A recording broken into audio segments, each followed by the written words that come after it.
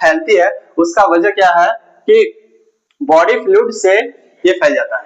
Body fluid का मतलब कि हमारे अंदर सीमेंस होता है, सीमेंस का जो फ्लूइड होता है उसके वजह से फैल सकता है। वेजाइनल जो फ्लूइड होती है फीमेल में, जब धीरे धीरे क्या होता है कि उसको युग्नारंभ में गर्ल्स लोग जाती है तो क्या होता है उस टाइम वेजाइनल का फ्लूइड होना शुरू हो जाता है जिसको हम लोग मेंस्ट्रुअल साइकिल बोलते हैं, और उसके वजह से भी हेपेटाइटिस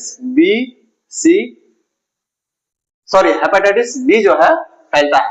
और हेपेटाइटिस डी भी आपका सेम कंडीशन है, ये भी उसी तरह का कंडीशन में फैलता है, बी सी डी। लेकिन ए और जो ई है ये कॉमन है, ठीक है। तो हेपेटाइटिस बी का हम लोग पर टीका लगाते हैं जिसकी वजह से हम लोग अपने लाइफ को अच्छी तरह से सरवाइव कर पाते हैं। देखिए हेपेटाइटिस ए और ई को पीलिया भी कहा जाता है, ठीक है, जो 3 से 4 दिन तक क्या हो जाता है पूरी तरह समाप्त हो जाता है। बहुत सारे लोग बोलता है कि इसको झाड़ा किया जाए, इसको ब्लफिंग किया जाए, ब्लफिंग करने से क्या होता है कि ये तुरंत ठीक हो जाता है, ऐसा लोग बोलता है। लेकिन बात ये नहीं है कि ब्लफिंग करने से ये बीमारी ठीक हो जाती है, बल्कि ये बात है कि एक तरह का सेल्फ लिमिटिंग अर्थात 3 से 5 दिन वाला रोग होता है जो हमारे बॉडी के अंदर ऑटोमेटिकली ये सही हो जाता है। तो इसका वजह ये है, ठीक है।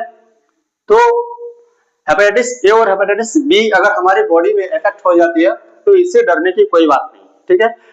लेकिन हेपेटाइटिस बी सी डी अगर हमारे बॉडी में इफेक्ट हो जाती है तो इससे हमारे लिए बहुत ही ज्यादा खतरनाक हो सकता है। देखिए हेपेटाइटिस बी जो होता है ये एक तरह का वायरल लोडेड है। वायरल लोडेड मतलब जब हेपेटाइटिस बी से लोग इफेक्ट हो जाता है वो उसमें क्या होता है उसके बॉडी के अंदर अधिक वायरस प्रोड्यूस हो जाता है ना, अधिक वायरस का रिप्रोडक्शन हो जाता है, जिसके कारण क्या होता है कि हमारे बॉडी के अंदर जो ये लिवर है उसको पूरी तरह से इफेक्ट कर देता है। क्योंकि हम लोग को पता है कि इस लिवर से हर तरह के जूस सिक्रेशन होता है जो हमारे बॉडी के लिए बहुत ही ज्यादा इंपॉर्टेंट है। और अगर ये जूस सिक्रेशन नहीं होगा तो क्या होगा, हम लोग पूरी बॉडी धीरे धीरे वीकनेस पड़ जाएंगे और एक टाइम आएगा कि पूरे बॉडी को इफेक्ट कर देगा। तो ये वजह है हेपेटाइटिस का।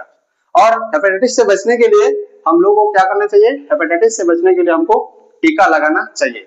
ये मैं इसलिए सलाह देता हूं क्योंकि ये डॉक्टर भी सलाह देते हैं। तो जिनको भी अगर नहीं भी हुआ है तो उनको भी हेपेटाइटिस बी का टीका लगाना चाहिए, ठीक है दोस्तों। तो ये है आपके सामने जितना भी मैं इंपॉर्टेंट बात रखा हूं ये सारा चीज मैं आपको बता दिया हूं। Hepatitis A, E, B, C, D इसको मैं सेपरेट करके बताया हूं।